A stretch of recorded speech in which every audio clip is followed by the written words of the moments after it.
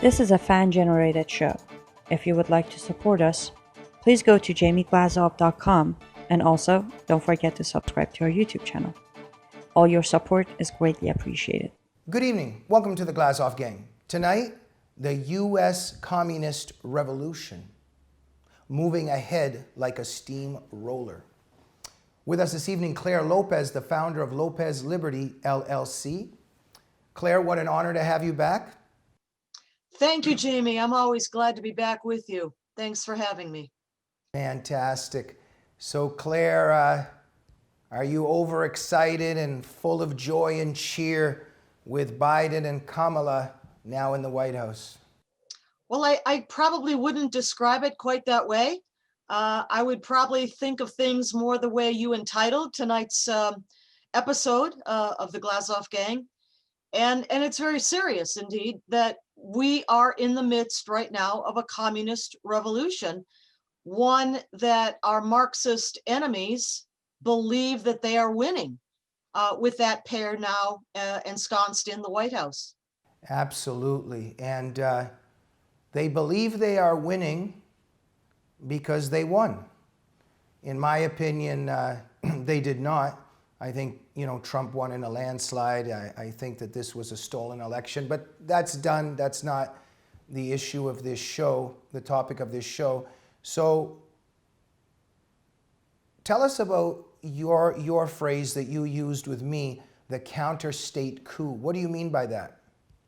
Well, I mean that what we're looking at right now is the culmination in a coup, and I look at it as a coup d'etat, of a long process. And for me, looking at history, that process began probably back in the 1800s with Hegel and with Marx, but let's date it to the 1917 revolution in Russia, which, Jamie, you and your family are painfully aware of. And following that revolution, when Lenin and the Bolshevik faction of the Socialist Democratic Labor Party took control of Russia after murdering the Tsar and all of his family, after disrupting and dissolving the Constituent Assembly, which was no longer functioning, the Bolsheviks then took to the streets in earnest. That's when the real violence began. So the coup d'etat preceded the worst of the violence. And for us, here in the United States, that approximately 100 years since 1917 until now has been what I think of as phase one of this communist revolution. And that was the subversive phase. That was the infiltration phase. That was the Soviet Comintern, Communist International, Antonio Gramsci's long march through the institutions. The period of time when forces of Marxism and communism got into our society, despite the best efforts of a Senator Joseph McCarthy of the House on Un-American Activities. And at the time, the FBI, no more these days, despite those best efforts, succeeded in infiltrating so many of our sectors of society, certainly academia, certainly the popular culture, meaning radio, TV, Hollywood, movies, the media writ large, and every level of our government, from the very local level on up to the Congress and now the White House. That was the first phase. Now the coup d'etat, the seizure of the White House, and after this, we're already seeing the violence hit the streets once again, aren't we? Thank you, Clare. And there's a lot of signs, of course, that all of this has succeeded. That there's just even the assumptions, communist ways of thinking that people just take for granted because the communist agenda has worked in brainwashing people according to how we think. So even with COVID, for instance, the lockdowns, the other day even somebody was telling me, oh, you're not afraid, you got to put the mask, and I said to them, my freedom is more important than my safety. and they hadn't thought that through yet. And a lot of people haven't thought it through, because in our society, we are ruled with the thought of keeping things safe. But if we weren't brainwashed in terms of leftist philosophy, the lockdowns wouldn't have happened, correct? I think you're right on that. Absolutely, I do. And let's think about the origins of this particular coronavirus. It comes out of communist China. Now, whether it escaped by accident or whether it was released on purpose, I tend towards the former, not the latter. Once it had taken hold in the Western world, and in particular here in the United States, its spread was seized upon by petty tyrants in the mayors and the governors of various cities and states across the country to impose control, tyrannical control over populations that was completely out of proportion to the actual threat posed by this flu-like virus, from which well over 99% of everyone who catches it recovers. Absolutely. And so it's interesting, just the shock that I get when I speak about things like this, because when I say the phrase shouldn't be stay safe, the phrase should be stay free.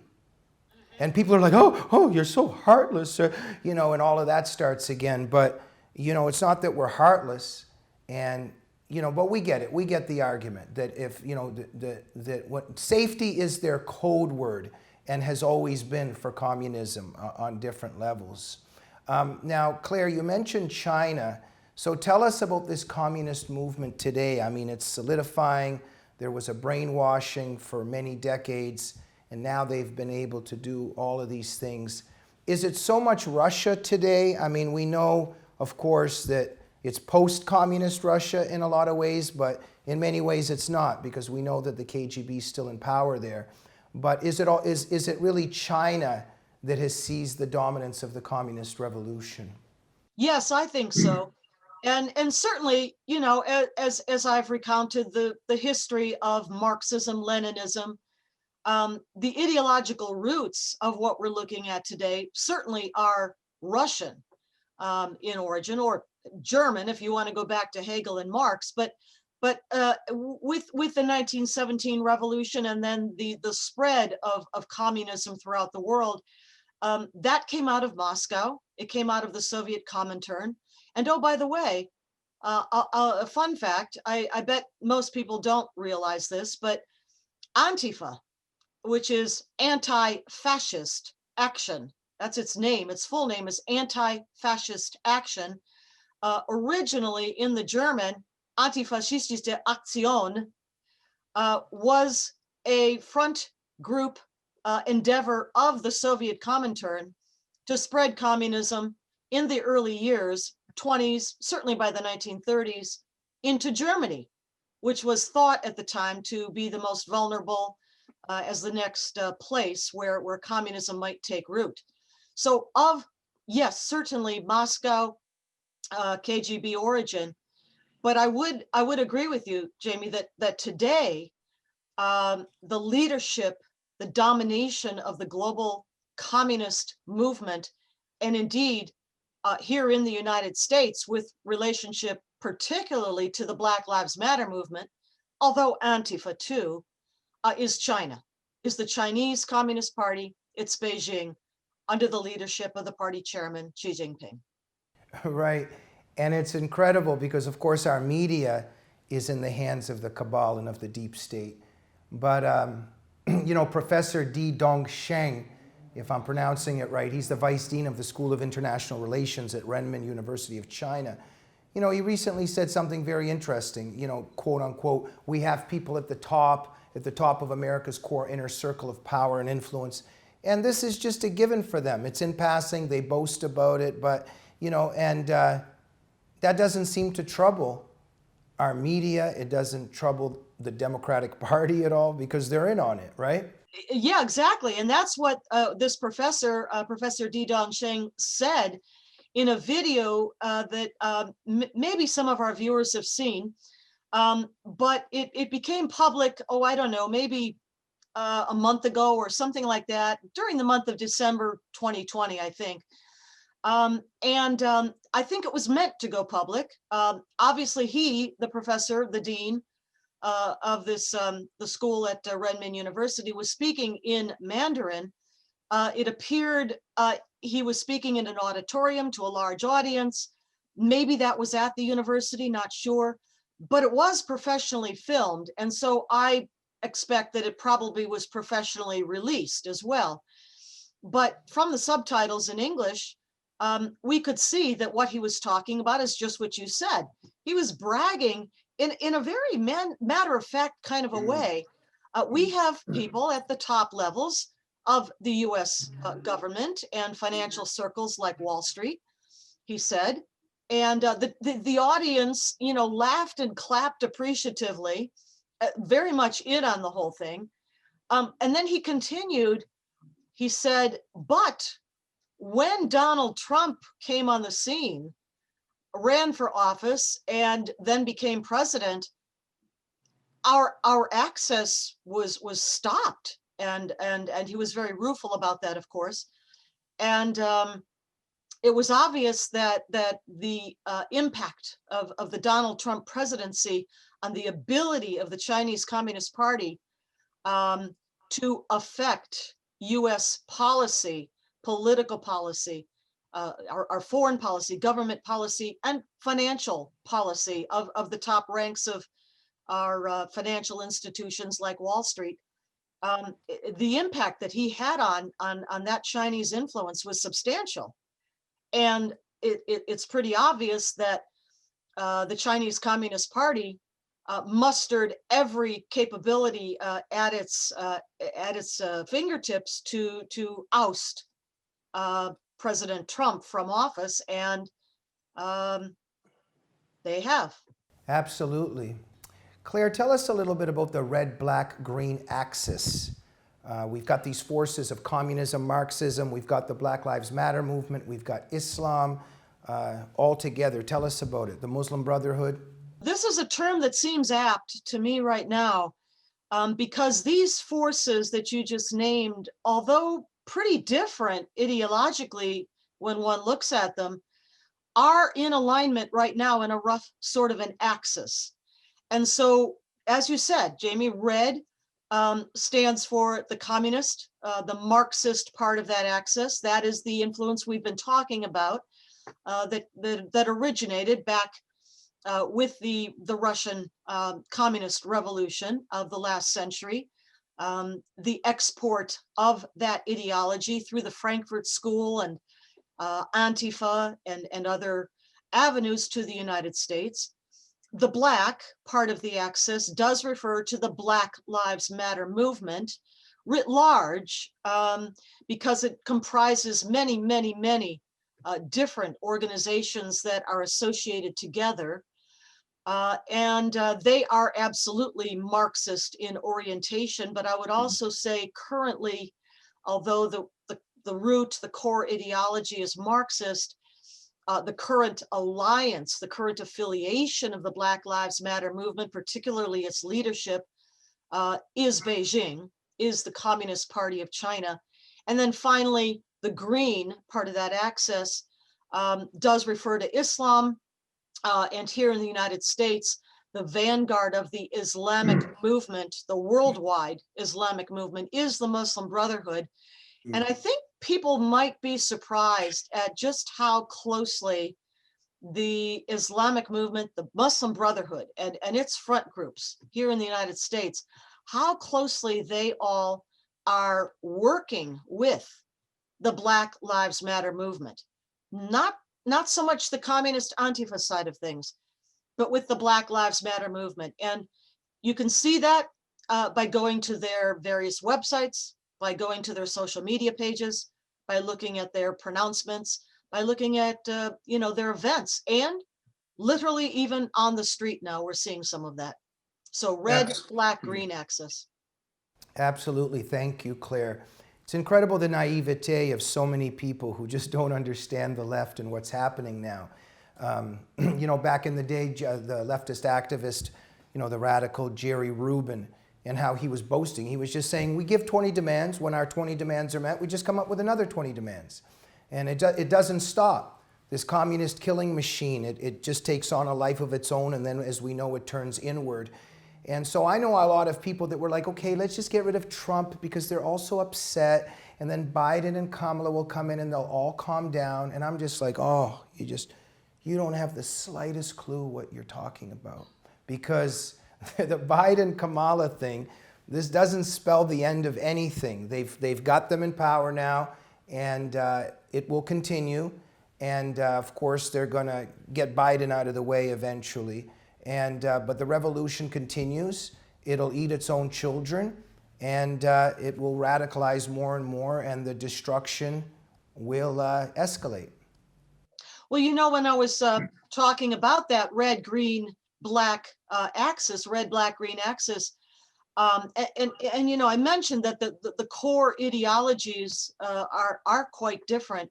But the reason that they're aligned together in this axis right now is because they all share the same immediate objective, and that is the destruction of the United States of America, the tearing down of our Constitution, of our system of law and order. They all agree on that part. I guess they think they'll settle up later on, or each one maybe somehow thinks it will come out on top at the end of the chaos. But the chaos will continue. Remember before the election, in an interview, when Kamala Harris was talking about the street insurrection, the violence in the streets, and the question was something about when will that stop? Will it stop if you and Joe Biden are elected? And she said, no. The revolution. I don't know if she said revolution, but the street protests, in other words, and I am paraphrasing a bit here, will continue, she said, and they should continue. They should not stop. And so here we are, just a short time after the inauguration of the Biden-Harris team, and what are we seeing already?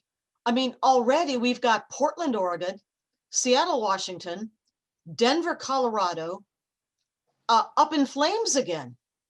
And people, I would think, must be kind of looking at that and saying, but wait a minute, we got our people into the White House. What more do you want?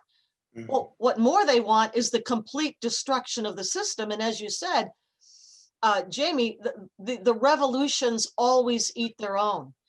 And you'll remember, I'm sure, and many of the audience may too, the KGB defector by the name of Yuri Bezmenov, who defected from the KGB back in, I think it was 1972, defected to Canada, but spent the rest of his life, which was up into the 1990s or so, trying to warn the West of what was coming. And he spoke quite good English. And so he had many interviews and videos. It can still be seen online, I think, on YouTube and elsewhere. And he was warning, that the revolution is about the complete conquest of the West, of the Westphalian system of nation states, of any system of law and order like our Constitution that is Judeo-Christian based in principle. That all has to be torn down. And the Biden-Harris team have not completely signed up for all of that. But some of their followers have, and those in the streets have. And so, yes, this is going to continue. They're smashing windows, they're burning things, and it's going to go on. People don't get it. Yeah. This is the next phase of the revolution that we're in now. Well, absolutely. And we know who the Bolsheviks went for when they took power. Then we know what the Stalinists did to the Bolsheviks. The Yagodas always kill the Yagodas. And the Yagoda, of course, is the Stalinist executioner who was later also himself executed. So, in other words, Claire, the Democrats will never be able to deliver everything that this revolution demands. No, they won't. And I think we might recall, I think it was even before It was before the inauguration. I don't remember how long, a week or two or something.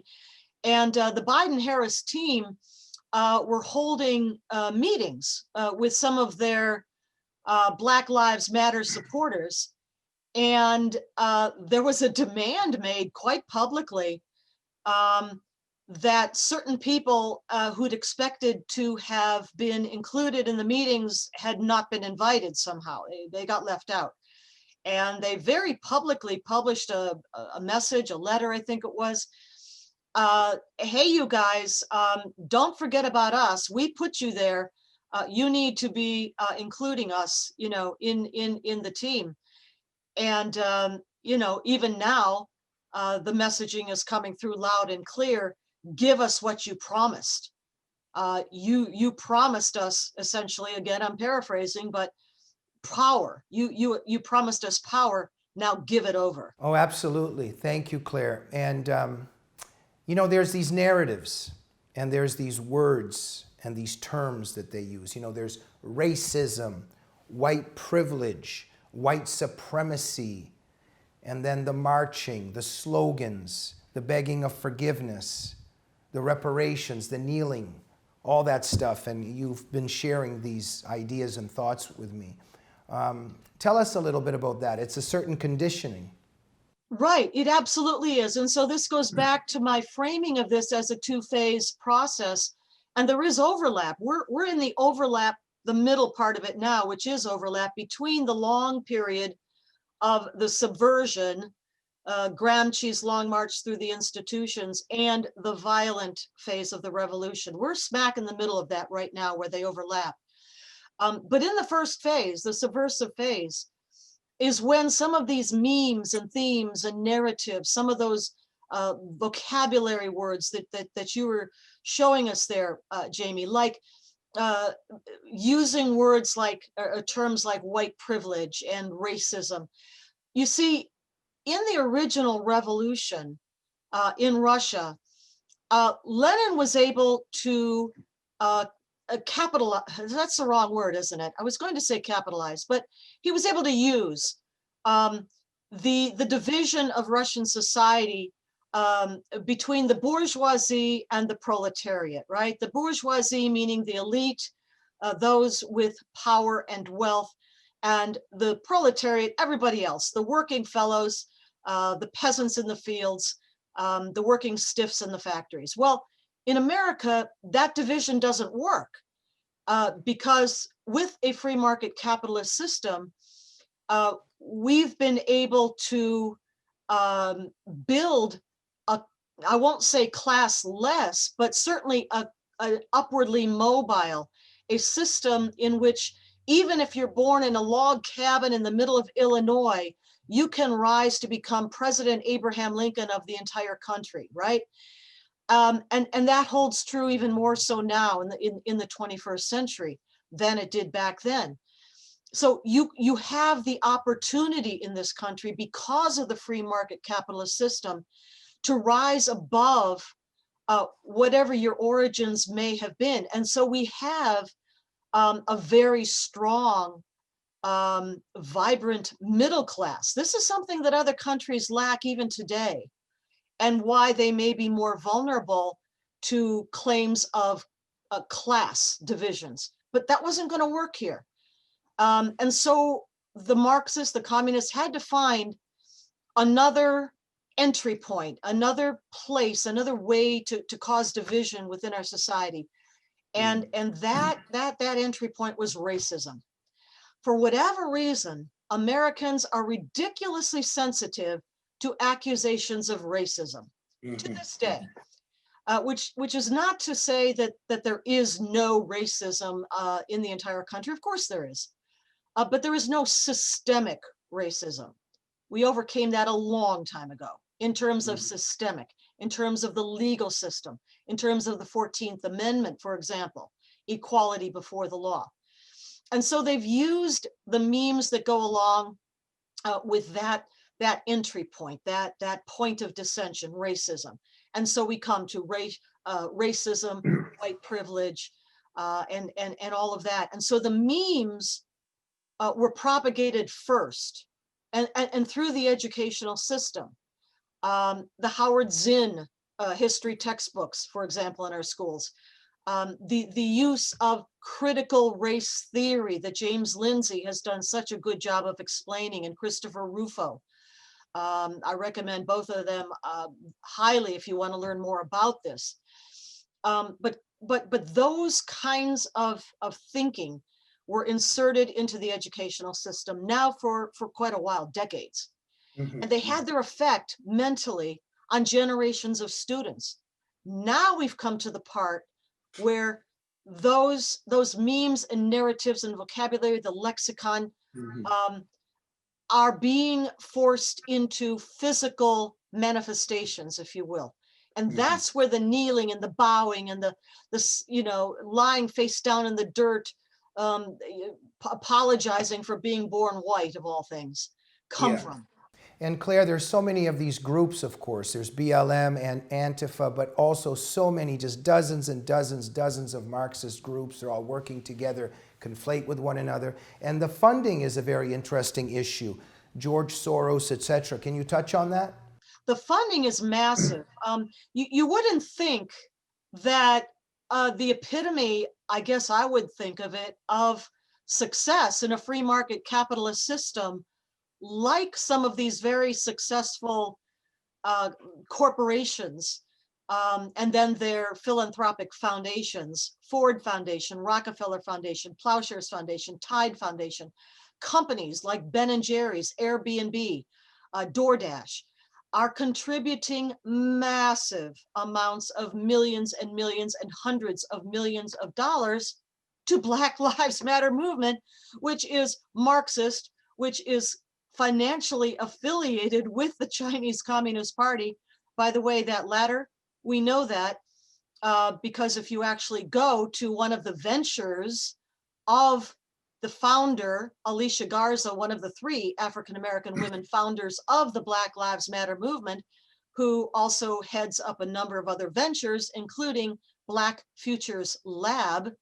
And you go to that website and you click on the donate button, you will come to a page that links to the Chinese Progressive Association, which has 2 branches, one in Boston, Massachusetts, the other in San Francisco, California. So that's why I'm talking about financial connections between BLM and the Chinese Communist Party. But you wouldn't expect, these titans of American industry to be linking up with and supporting financially in such a massive way institutions which are fundamentally dedicated to their wreckage, their complete abolition.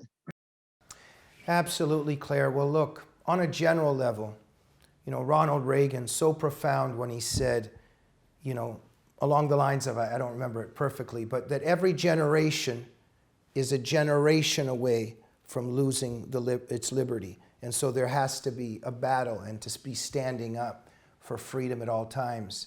Because freedom is not a natural state. And there's something in our human condition where there is this constant attack on freedom and individualism and this constant tyrannical totalitarian movement. And that's what made America so special and such a miracle. And also why the world hates America on many levels, and evil hates America. And so Donald Trump was in the way of those forces, all those forces that want to destroy America because they hate human liberty, they hate individualism, hate freedom. Trump was in their way. And this is a never-ending struggle, but they've succeeded in getting Trump out of the way now. And so what are your thoughts as we move ahead now? Because for somebody like myself from the Soviet Union, it's very scary because the virus that we escaped is now here in a very, very strong form.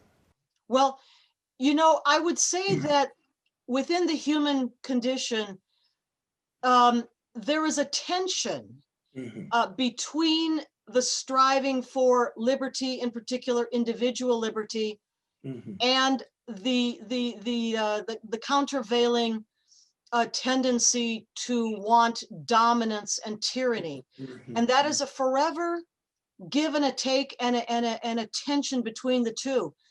And so even when in places like the Soviet Union, Russia, and Eastern Europe after World War II and the fall of Eastern European countries behind the Iron Curtain, as Winston Churchill termed it, you still had that instinct, that spark for human liberty. And I'll tell you, just recently I was rereading a little paperback book that I have by Václav Havel. Václav Havel, of course, was a poet and a playwright in then Czechoslovakia. And he was an academic and a dissident in the years of communist domination of his homeland. And he's written this little book with some really prescient and interesting essays in it. One of them is called The Power of the Powerless. And in it, he talks about what happens to the human spirit when it is crushed by tyranny, crushed under the jackboot of tyranny, and yet still longs to speak freely, to live freely, but is forced, like some shop owner perhaps, to put a sign in his window, Black Lives Matter, to conform, to escape, or to hope to escape, the damage of a broken glass window or the tyranny of the mob, right? Yeah. There is something that still longs to escape that tyranny. And that is the power of the powerless that he's talking about, and which eventually, as we saw in Eastern Europe, overcame that tyranny of communism. Not entirely, and there are vestiges of it to this day in many of those countries, and now it's here. But the human spirit rebels against tyranny. And Václav Havel eventually becomes what? He first led the dissident movement, the Charter 77 movement. Later on, when his country was freed, and then of course the Czech Republic separated from Slovakia, he becomes president of the Czech Republic. I mean, that is what we have to look forward to, that spirit of escaping, of defying tyranny and rising above it.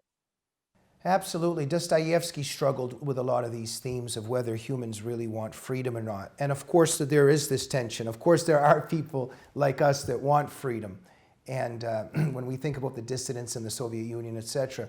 But Claire, at the same time, there's this frightening impulse in many people as well. And I'm seeing it all around me. Oh, the mask. Oh, so many people that they just can't wait to put the mask on. And now they're being told to go get the vaccine and they're lining up. The mask, we're all staying safe together. There's a lot of this virtue signaling, and they have meaning in their lives now, and they're part of this kind of, it's like a cult, it's like a religion, and that's a very frightening dynamic also in the human condition, which is at war with the beautiful one that you just described. Yeah, no, you're absolutely right. It is a sort of mob mentality that takes over. It has nothing to do with the frontal cortex. It's all about the limbic system and the amygdala, and the fear that's been inculcated into people who simply don't do their homework and don't know that 99% and upwards of anybody who ever catches the virus recovers from it. Horrible, nasty thing, and it does kill people, absolutely.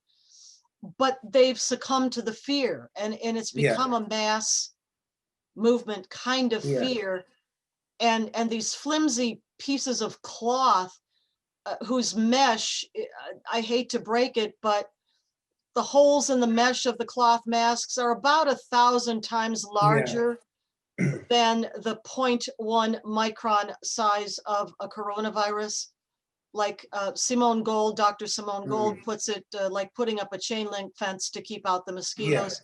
They don't do that kind of homework. They don't look, they don't read, they don't study. Thank you, Claire. And it's connected to what I was saying. Everything you're saying is so right. This is just another chapter in this same book, that whole Maoist impulse of the Maoist unisex clothing where everybody is the same. In Islam with the burqa and with the hijab or the niqab, whatever degrees it goes to. But that's also all interconnected with erasing individualism, imposing sameness. And now we see the mask, right? That everybody becomes the same. And I've been very interested, you know, when you, let's say something blasphemous around religious people, to different degrees, whatever religion is more tolerant or not. But religious people can get quite upset to different degrees if you're blasphemous about their God. It's very interesting now when there's a secularism in our society and a lot of religion has disappeared, there seems to be something that replaced it. Because today, when you say something about, like when I say something about the mask and I'm against the lockdowns, the rage and anger in so many people, and it's connected, isn't it? It's a religion of its own kind now. In a way, it is certainly a mass mentality.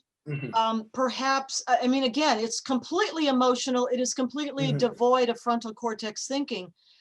But there is a feeling that there is some kind of safety in not just belonging to the mass, to the group, but to these little flimsy symbols of adherence. Absolutely. As if that will save them. That will save them. Yeah, and the deep state tried to do it with global warming. They failed, but they succeeded with COVID. Claire, we got to go. Fascinating. Thank you for informing us of all of these vital things. For those members of our audience that want to learn more about you and support you, where do they go? Well, I am still working on a website, which I'm hopeful will be up soon. But in the meantime, I am still on social media. Miracle. At Clare M. Lopez on Twitter and Facebook. I'm also on Telegram now. And I write at my Newsmax blog about once a month or so, publish at Citizens Commission on National Security. My pieces are also often posted at the Sharia Crime Stoppers website, a project of the United West, and also at Brannon House's Worldview Weekend, Worldview Report website. Wow, you are very busy. Clare Lopez, thank you for your truth-telling and your courage and your fight for freedom during these very scary times. Thank you, Jamie, and the same to you. Thank you. And we'll see you soon on the Glazov Gang. Good night.